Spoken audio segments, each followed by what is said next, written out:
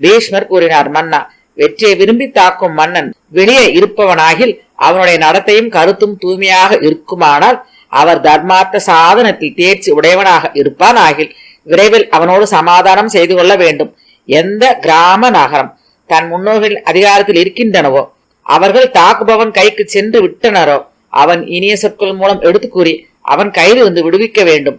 வெற்றியை விரும்பும் பகைவன் அதர்ம பாராயணனாக இருப்பான் ஆகில் பலவானாக இருப்பதோடு பாவ கருத்துக்களை உடையவன் ஆகில் அவனிடம் தன்னிடம் உள்ள எதையாவது இழந்தாவது சமாதானம் செய்து கொள்ள விரும்ப வேண்டும். அல்லது அவசியம் இருக்குமானால் தன் தலைநகரை கூட விட்டு பெரும் செல்வத்தை அழைத்து அந்த விபத்தை கடக்க வேண்டும். அவன் உயிரோடு இருப்பானாகில் மன்னனுக்கு உசிதமான குணங்கள் இருக்குமாகில் மறுபடி செல்வத்தை சம்பாதிக்க முடியும். நிதியையும் சேனையையும் தியாகம் செய்வதாலேயே எங்கு விபத்து கடக்கப்படுகிறதோ அந்த சூழ்நிலையில் தர்ம அர்த்தத்தை அறிந்த மனிதன்